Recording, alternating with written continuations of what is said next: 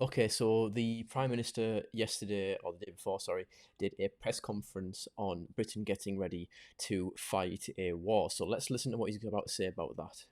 First, we are moving to warfighting readiness as the central purpose of our armed forces. When we are being directly threatened by states with advanced military forces, the Like who? most effective way to deter them is to be ready.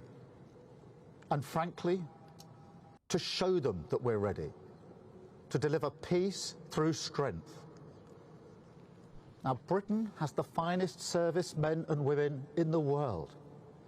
We're showing them the respect that they deserve by delivering the biggest armed forces pay rise in 20 years, and by pledging today that we will end the hollowing out of our armed forces. We'll build a fighting force that is more integrated, more ready, more lethal than ever, backed by a stronger strategic reserve, fully trained and ready to mobilise at any time. Okay, so he mentioned a few things there, so we'll go over them. First of all, by the way, I think that the pay rise is good.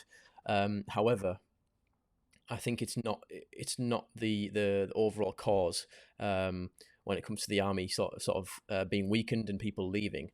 I think that something like being a soldier or being in the army comes first of all from a patriotic background, a patriotic feeling, where it's making you want to serve your country and even put yourselves in harm's way, get on the active front lines in some cases, and ultimately, for some people, lay down their lives for their country. Now, when you create an environment like we've got now, where you have a prime minister who is acting against the interests of the British people, who is in many ways anti-British in terms of the culture, the history, and all the other things that come with that. So the education sector, which is quite woke, where they're sort of teaching kids that our history is bad, so on and so forth, things like that.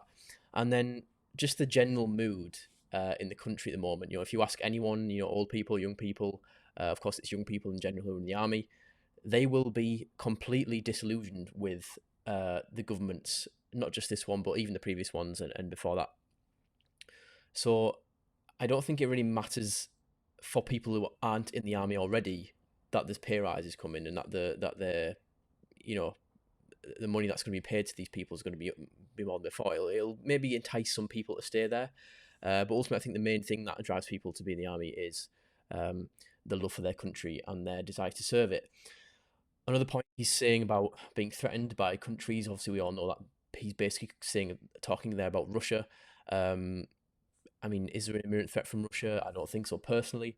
Obviously, people have their own opinions, but I don't think that using this kind of language and indirectly sort of targeting Russia with that language and those words is going to help us. And I don't think that we need to be getting involved like this at this point.